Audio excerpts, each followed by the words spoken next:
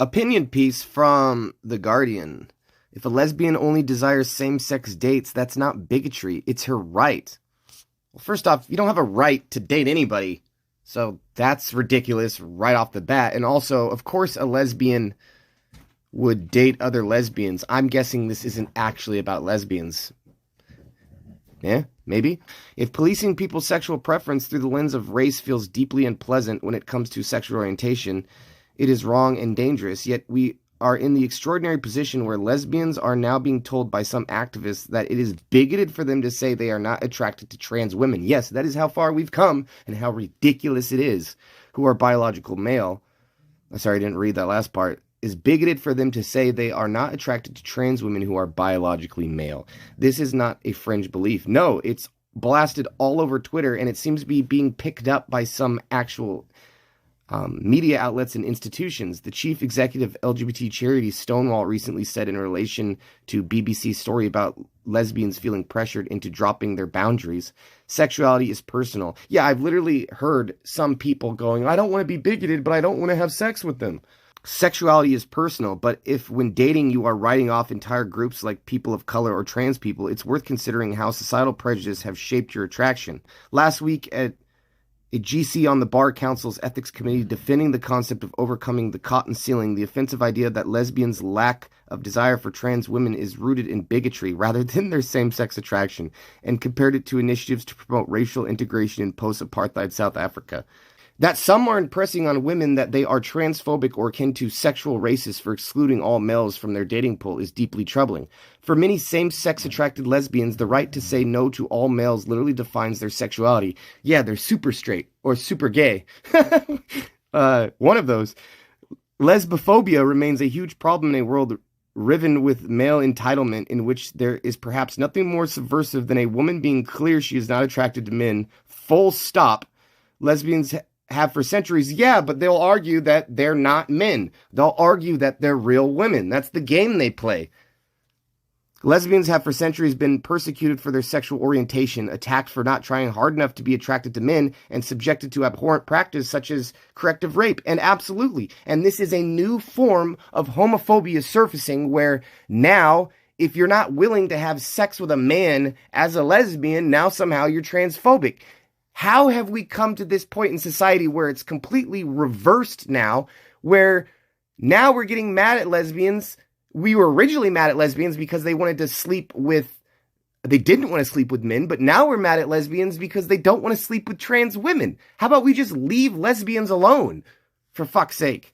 However, there are some very vocal activists, some trans, some not, who seek to challenge what they see as the bigotry of exclusively female lesbian attraction in the name of trans rights. So ridiculous. This is how the cotton ceiling and the right of lesbians to call it out as a coercive device to shame same-sex attractive women in comprising their boundaries has come to the foray at a hugely important employment tribunal currently underway.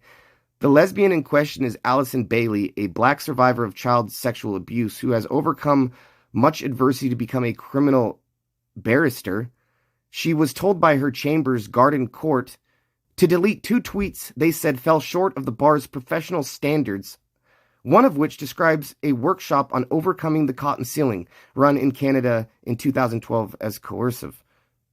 Shaming an oppressed sexual minority into dropping their boundaries or risk being called a bigot is inherently coercive. Yes, absolutely. It is ridiculous that anybody would ask you to have sex with someone to prove that you are not phobic in some way. Cotton ceiling is a reference to lesbian knickers. It is a riff on the glass ceiling and posits that just as the professional advancements of women is hindered by sexism, the sexual acceptance of trans women is impeded by the transphobia of lesbians attracted only to females.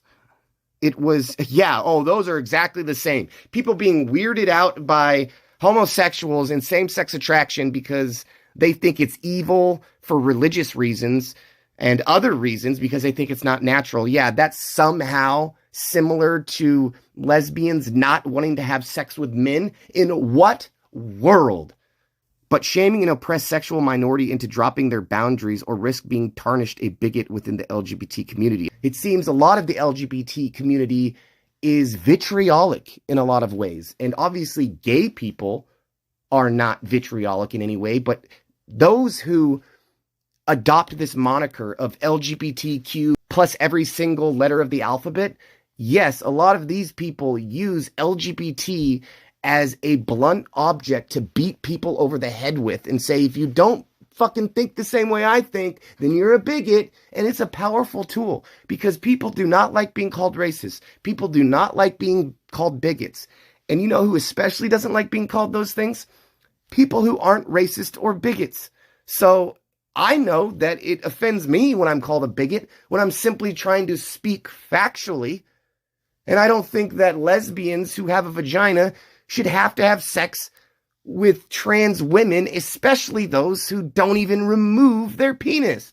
And I definitely wouldn't say also that they should be forced to have sex with a trans woman who has removed her penis. Neither of those things are acceptable to say you must have sex with this person or else you're a bigot. Completely wrong in every single way. A bigot within the LGBT community is inherently coercive. You don't have to look far online to see women who maintain they are female-only attracted, abused as transphobes, genital fetishists, and worse. Women report being banned from dating apps for transphobia. Yeah, I saw 2 examples. Women were banned from a breastfeeding forum because they didn't like the fact that a man was in there inducing lactation with medication and breastfeeding a baby. Okay? So women got kicked out of a Facebook group for that. Women also got kicked out of a Facebook group for a man with long hair who put no effort into looking like a woman, joined a bicycle forum for bicycle enthusiasts, and they were kicked out of that group because they didn't like the fact that there was a man in it. Because it was a Facebook group for women cyclists. Women report being banned from dating apps for transphobia after stating in their profile they are looking for a biological female partner. This, wow, are you serious? I didn't know about the dating apps one. This is an important reason why gender ideology, the belief that gender identity, whether someone identifies as a man or woman, should replace biological sex in society when it comes to sports. Yeah, but here's what they claim. They do this little bait and switch. They'll say that women, trans women are women, but when you claim that trans women aren't biological females, then that's when they make the switch and go, no, we're talking about gender. But when they clearly mean sex, should replace biological sex in society when it comes to sports, single-sex spaces, and data collection, has divided people who are gay, lesbian, and bisexual. Taken to its logical conclusion, it redefines same-sex attraction as same-gender identity attraction. Thank you! Thank you! It absolutely does. Sexual attraction is not based on someone's how they display themselves or what gender they're choosing to be that day. Because think about it. In that case, someone could be gender fluid. One day they're female, one day they're male. And on the day that they're female, that's when lesbians would be attracted to them. And then on the days that they're male would be the days that they're not attracted to them. That's ridiculous. They're attracted to the way that they present and what's in their pants. So absolutely absurd that we are asking lesbians or straight people to have sex with men against their will. But this is fiercely resisted by those who say this simply does not accord with the lived experience of their own sexuality. Another flashpoint is the fear that in the service of this ideology, adult trans identities are being foisted onto gay, gender non-conforming children who are experiencing gender dysphoria. And that's absolutely the case. At least I believe it to be. And there's a bunch of gay people online who have backed up this claim of being thrusted into being trans when they were simply displaying behavior of being gay. And what's most ridiculous is that what I hear from these parents who end up transitioning their children very young, and when I mean transition, I mean confirming their gender, and then when they're of age, right before puberty, they put them on hormone blockers and pretty much ensure that they're not going to have a sex life when they get older. There will be a boy who's into stereotypically girl things like dolls, and there'll be girls who are into stereotypically boy things like trucks. And then they take that as evidence for the kid being trans. And literally the same people will come out and say, we need to get rid of gender stereotypes, while they are the only ones in society as of now reaffirming those gender stereotypes over and over and over again. through hormonal and surgical interventions that have long-term health consequences. Many gay people say they temporarily experience gender dysphoria during puberty. An independent review into the care of children with gender dysphoria has outlined how it sometimes naturally resolves itself and that gender identity can be fluid until someone's early to mid-20s. And think about that. If people grow out of gender dysphoria when they reach puberty, then what are you doing to a child by preventing them from going through puberty? You are ensuring that they stay on the path of being trans, and not due to their own decision-making or their own consent, due to being basically groomed into that lifestyle of being a girl since they're very young because their mother saw them playing with dolls and then started putting them in dresses. So it's amazing to me that some of these people actually come out the other side recognizing that all of this was done to them, given how early some of them start into being trans. And it's not them deciding that, it's obviously their parents, because a 3-year-old, I have seen examples of kids as low as 3, where parents are affirming their gender and they're saying that their 3-year-old is having gender dysphoria. These people are insane. So many analyses of the gender ideology debate characterize it as a conflict of rights between women and trans people, but there are plenty of trans people who shun gender ideology and some women who embrace it. Absolutely, there are reasonable people of all walks of life, and just because someone is trans doesn't mean they're unreasonable and are unable to see that lots of gay people are being pushed into being trans, and that lots of straight people are being called bigoted for not supporting ridiculous notions like a woman can have a penis.